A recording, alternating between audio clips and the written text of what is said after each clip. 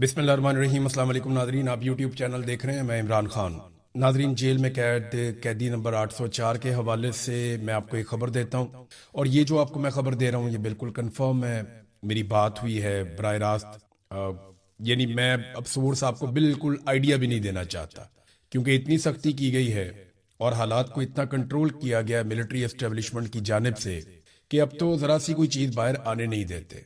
मैंने आपको पिछले दिनों बताया था कि बुशरा बीबी की अगर अपने बच्चों से मुलाकात भी होती है, वो भी अब बंद है, कुछ 4 हफ्ते हो गए हैं, मुलाकात नहीं होने दे रहे। तो बुशरा बीबी से भी हलफ लिया जाता है और उनके बच्चों से भी हलफ लिया जाता है कि आप दोनों में से कोई भी खान साहब के बारे में बुशरा बीबी बात नहीं करेगी और बच्चे बाहर जाके कोई बात ही नहीं करेंगे। खास तौर पे उनसे कहा गया कि जो बुशरा बीबी की एक बहन है मरियम बट्टू, वो कोई स्टेटमेंट बिल्कुल अपने ट्विटर के ऊपर भी ना दें। तो फैमिली ने उनसे भी रिक्वेस्ट की और उसके बाद उन्होंने भी कोई स्टेटमेंट नहीं दिया। लेकिन मैं आपको जेल के हवाले से कुछ चीज़ें बता देता हूँ बड़ी क्लियरली। नंबर 1 तो ये है कि बुशरा बीबी की सेहत बहुत ख़राब है और उनकी एक आंख बहुत बुरी तरह मुतासर हुई और उनकी दूसरी आंख भी इफेक्ट हुई है।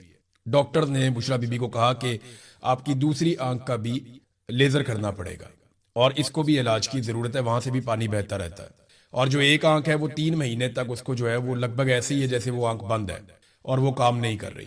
बुशरा बीबी वहां पे चलाती रही बार बार, और उन्होंने अल्लाह और रसूल के वास्ते दिए वहां मौजूद अमले को, और उन्हें बार बार ये कहा कि मेरी आंख खराब हो रही है, मुझे बहुत शदीद तकलीफ है, किसी डॉक्टर को बुला दें।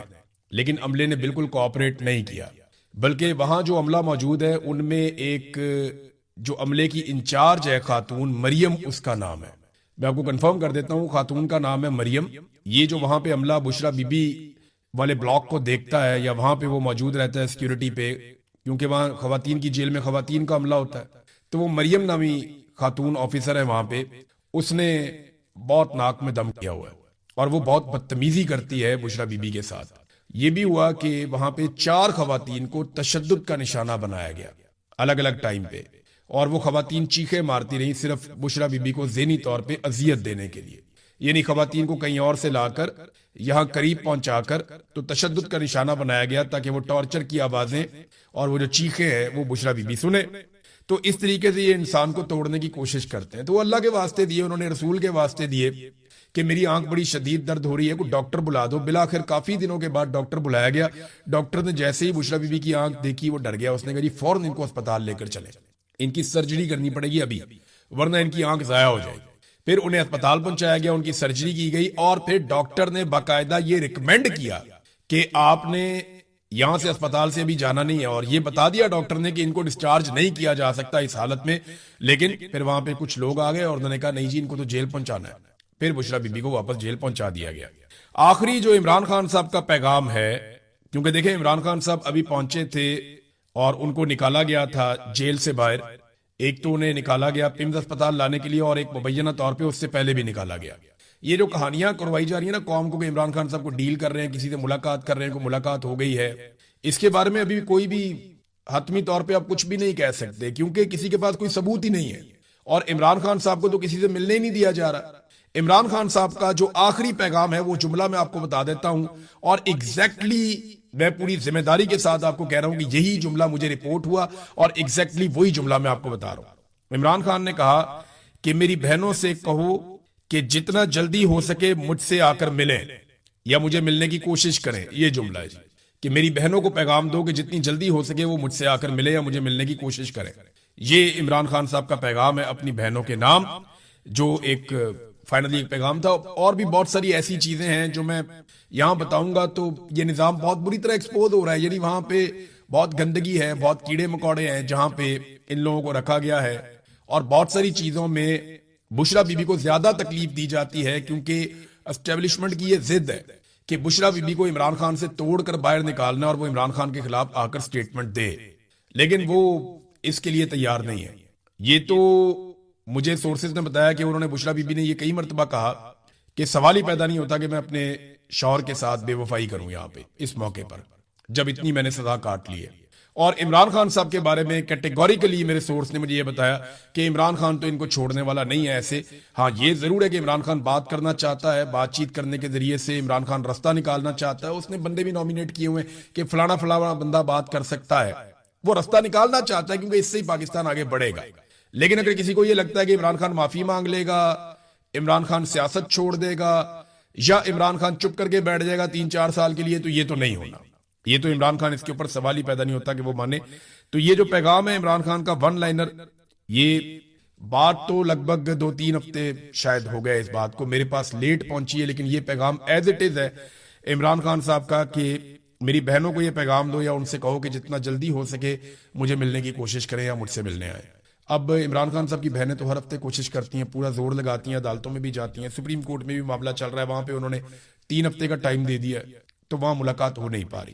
پاکستان میں ملٹری اسٹیبلشمنٹ اور جو ان کا بنایا ہوا رجیم ہے وہ ہر ظلم کر کے دیکھ چکا ہے, لیکن وہ پاکستان کو چلانے میں مکمل طور پہ ناکام رہے. ہاں, انہوں نے یہ ضرور کیا کہ ڈونلڈ ٹرمپ سے تعلقات بنا کے ڈونلڈ ٹرمپ کے کہنے کے اوپر ایران کو منانے کی کوششیں کی. یعنی یہ جو ایران کے اور امریکہ کے مذاکرات ہو رہے تھے, اس میں ہم ایک ثالث کے طور پہ تو تھے, لیکن ہم امریکہ کے پیغام رساں تھے. یعنی ہماری کوشش یہ تھی کہ امریکہ جو مانگ رہا ہے وہ ہم ایران کو لے کر دیں. جب قطری آئے تو انہوں نے ایسی ثالثی کی جس میں ایران کو بھی ملا, امریکہ کو بھی ملا. یعنی ڈونلڈ ٹرمپ کو کچھ فیس سیونگ مل گئی, جبکہ ایران کو بہت سارا کچھ مل گیا جو وہ پہلے اس کا اندازہ نہیں تھا انہیں. پاکستان جو ہے, پاکستان کی آفر کے اندر اتنا کچھ نہیں تھا ایران کے لیے, لیکن قطر کی آفرز کے اندر جو ہے وہ ایران کے لیے بہت سارا کچھ تھا. تو قطر نے زیادہ بہتر مذاکرات کروائے, ان کا تجربہ بھی بہت زیادہ ہے, پاکستانیوں کا اتنا نہیں ہے. دیکھنا, اگر عاصم منیر اور شہباز شریف ڈونلڈ ٹرمپ کا کام کرنے میں کامیاب ہو جاتے, مکمل طور پہ جو ڈونلڈ ٹرمپ کو چاہیے تھا, جو انہوں نے اس سے وعدے کیے تھے, اگر یہ اس کو ایز اٹ از وہ سارا کچھ دینے میں کامیاب ہو جاتے, گو کہ انہوں نے کوشش بہت کی, تو ڈونلڈ ٹرمپ ہو سکتا ہے پاکستان ہی آ جاتا ٹرافی اٹھانے کے لیے. کیونکہ ٹرمپ نے تو ان کو کہا تھا مجھے یورینیم چاہیے, ٹرمپ نے تو کہا تھا کہ آپ نے ہرمز کو انکنڈیشنلی وہ کھول دے اور میں صرف جنگ بندی کروں گا. شروع تو یہاں سے ہوا تھا معاملہ جو پاکستان نے کیا تھا کہ جناب جنگ بندی کر دیں صرف, لیکن بعد میں جب قطری آئے تو ایرانیوں کی زیادہ باتیں مانی گئی اور امریکنز کی بہت کم باتیں مانی گئی. تو پاکستان کے اندر یہ تقریب نہیں ہوئی, اس کا بڑا افسوس ہوا. پھر اس کے بعد یہ تقریب چلی جاتی ہے سوئٹزرلینڈ میں, جنیوا میں, اور پھر شہباز شریف صاحب تیاری شروع کر دیتے ہیں کہ میں جا کے وہاں پہ میزبان بن جاؤں گا اور میں میزبانی کروں گا, اور باقی سارے جو ہیں وہ میرے پیچھے چلیں گے. انہوں نے جا کے وہاں پہ بکنگ شوکنگ کر لی, وہاں اپنے بندے بھی بھجوا دیے, وہاں تیاریاں شروع کر دی گئی, اور انہوں نے ریہرسل شروع کر دی کہ یہاں پہ یہ کیا جائے گا. شہباز شریف کی تقریر بھی لکھ لی گئی, فیلڈ مارشل نے کیا کرنا یہ بھی کر لیا گیا, لیکن ان کی انفارمیشن سے باہر 2 دن پہلے ہی معاہدے کے اوپر دستخط ہو گئے. ٹرمپ نے بھی دستخط کر دیے اور دستخط کر دیے ایرانی صدر نے بھی, اور انہوں نے معاملہ لپیٹ کے سائڈ پہ رکھ دیا. اب یہ وہاں کیا لینے چاہتے, قوم کا پیسہ ہی ضائع کرنا تھا نا, جو انہوں نے پہلے بھی بہت پیسہ ضائع کیا. تو ڈونلڈ ٹرمپ نے جو ہے وہ معاملہ لپیٹ دیا, ایرانیوں نے بھی لپیٹ دیا, اور اب یہ بیٹھے سر پکڑ کے کریں کیا. اب اگر یہ وہاں جاتے ہیں اس سرمنی کو کروانے کے لیے, تو یہ تو آلریڈی ہو چکی ہے, تو پھر یہ کیوں جا رہے ہیں, کیوں جانا چاہتے ہیں. لہذا یہ دورہ منسوخ ہو گیا شہباز شریف کا, اور انہیں بتایا گیا کہ آپ ایک ٹیشو پیپر ہیں, آپ کو ٹیشو پیپر کی طرح استعمال کرنا ہے. اگر آپ اچھی طرح ہمارا گند اٹھائیں گے تو آپ کی تھوڑی دیر کے لیے آپ کی عزت رہے گی, آپ ہماری جیب میں رہ سکتے ہیں, لیکن اگر آپ نے کام نہ کیا تو آپ کو ٹیشو پیپر کی طرح استعمال کر کے پھینک دیا جائے گا. بس اتنی اوقات ہے. اور جہاں تک تعریف کا معاملہ ہے تو ڈونلڈ ٹرمپ اور ان کی انتظامیہ کی جانب سے یہ ان کو یقین دہانی کروائی گئی ہے شہباز شریف کو اور فیلڈ مارشل کو کہ آپ کو کمپنسیٹ کر دیں گے, بے فکر رہے, بہت جلدی کر دیں گے. یعنی بہت جلدی آپ سنیں گے ڈونلڈ ٹرمپ بہت تعریف کر رہا ہوگا شہباز شریف کی یا فیلڈ مارشل کی, تو ان کو کمپنسیشن مل جائے گی. ایسا نہیں ہے کہ کمپنسیشن نہیں ملے گی. اور جو پاکستان میں گالم گلوچ کی جا رہی ہے اس سارے ماحول میں, یا غصہ اتارا جا رہا ہے, وہ ایرانی قیادت کے اوپر اتارا جا رہا ہے کہ شاید وہ اس کے لیے راضی نہیں تھے کہ تقریب کی جائے. دیکھیں وہ سیلیبریشن موڈ میں ہے ہی نہیں. آپ اگر آیت اللہ علی خامنئی کے جانشین ہیں مجتبیٰ خامنئی, ان کا سٹیٹمنٹ دیکھ لیں تو آپ کو پتا چل جائے گا کہ وہ سیلیبریشن موڈ میں ہے یا نہیں ہے. پہلے آپ ذرا سٹیٹمنٹ دیکھیں. ڈیل کے بعد ایک بہت اہم بیان جو ہے وہ مجتبیٰ خامنئی کا آیا, اور انہوں نے جو اپنے بیان میں کہا اس کے اندر ہے ساری سٹوری. انہوں نے کہا امریکہ سے معاہدے پر متفق نہیں تھا, اپنے صدر کی یقین دہانی پر منظوری دی ہے. یہ سپریم لیڈر جو ہیں مجتبیٰ خامنئی, انہوں نے کہا امریکہ کے ساتھ مستقبل میں آمنے سامنے مذاکرات کا مطلب ہرگز یہ نہیں ہوگا کہ ایران دشمن کا موقف قبول کر لے گا.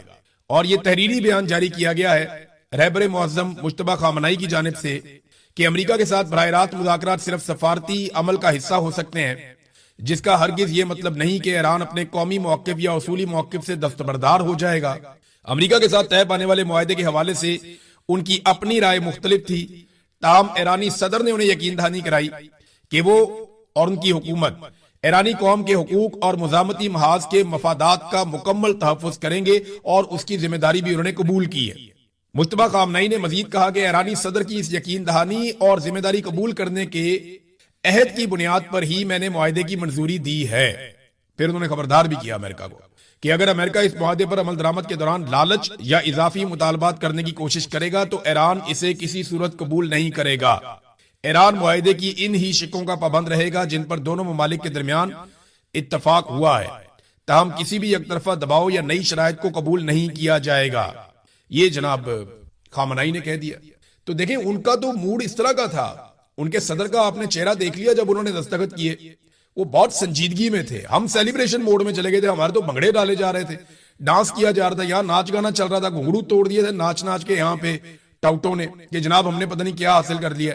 وہ جن کی جنگ بندی ہوئی ہے، جن کے ہزاروں لوگ شہید ہوئے ہیں، جنہوں نے اتنی خوفناک جنگ لڑی ہے، ان کے چہروں کے اوپر بہت سنجیدگی ہے، اور مجتبیٰ خامنہئی اس کے لیے تیار بھی نہیں تھے۔ ایرانی صدر نے اس کے اوپر اپنا رد عمل دیا۔ جو ایران کے سپریم لیڈر نے سٹیٹمنٹ دیا، اس کے اوپر ایرانی صدر نے جو سٹیٹمنٹ دیا، انہوں نے کہا جی کہ رہبر معظم کا پیغام مذاکرات کے دوران قومی مفادات کے تحفظ کے لیے ایک رہنما روڈ میپ ہے۔ ہم ان کے تحفظات اور ہدایات پر عمل درآمد کرنے کے لیے خود کو پرعزم سمجھتے ہیں، یعنی ہم کریں گے وہی جو ہمیں ہمارے رہبر معظم کہیں گے۔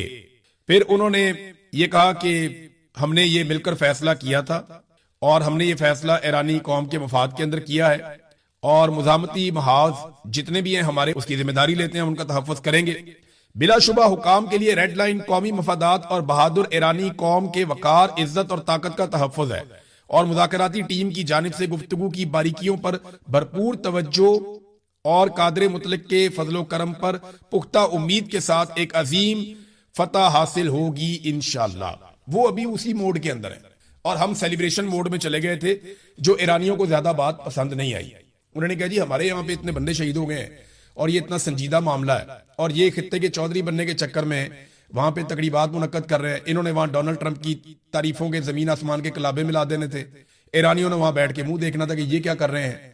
ادھر ڈونلڈ ٹرمپ نے جو ہے وہ اپنا کوئی کھیل کھیل دینا تھا۔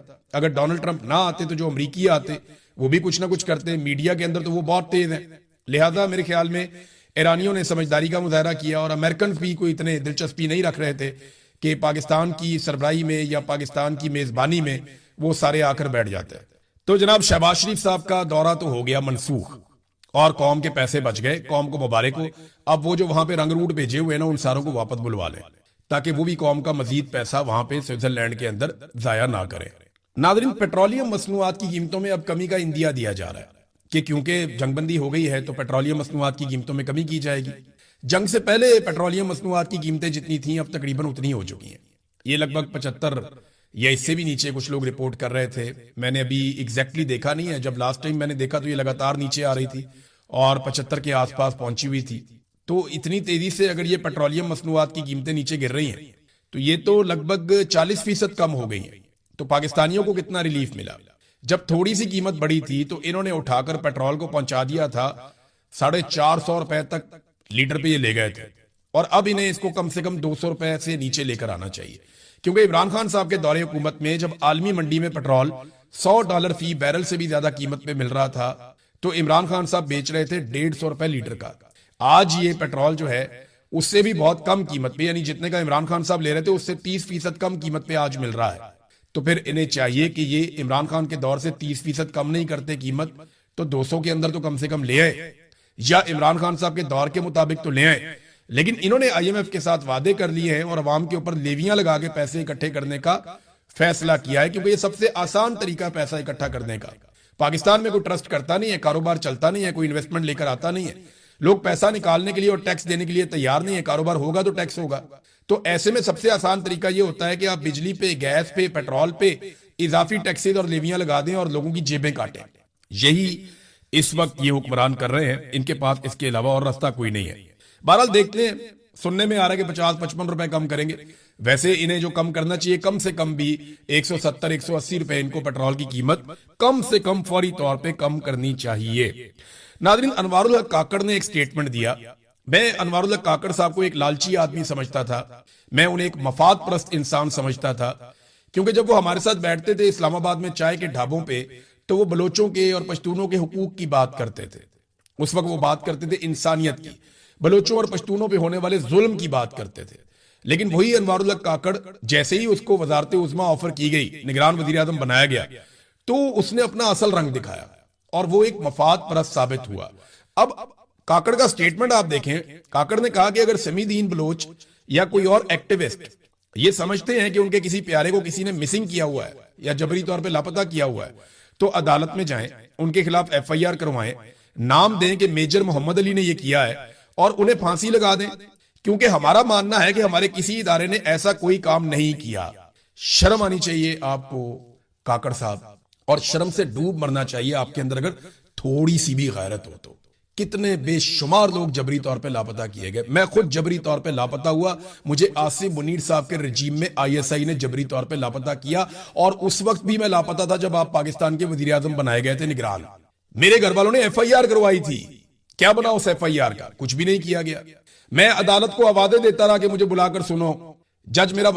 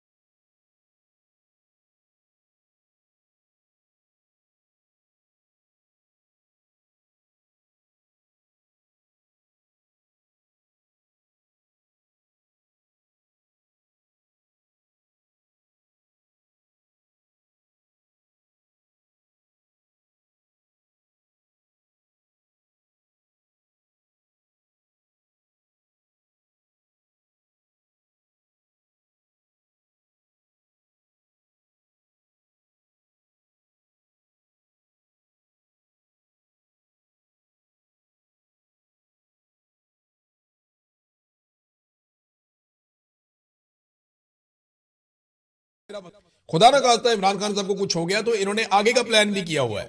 یہ میں آج آپ کو بتا رہا ہوں, میں ہمیشہ گریز کرتا ہوں, آج 1000 دن ہو گیا اس آدمی کو جیل میں, کوئی بولنے کے لیے تیار نہیں ہے.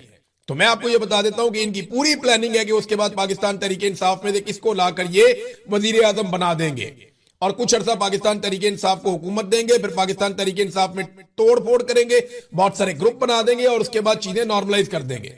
یہ ان کا فارمولا ہے. لیکن پاکستانی ان کے کس طرح گلے پڑ جائیں گے یہ اس کا ان کو آئیڈیا نہیں ہے. عمران خان کو کچھ ہو گیا تو آپ یہ سمجھیں کہ پاکستان کی ملٹری اسٹیبلشمنٹ اگلے 50 سال معافیاں مانگتی رہے گی نا, تو پاکستانی اس بات کی معافی نہیں دیں گے. یہ بات سچ ہے.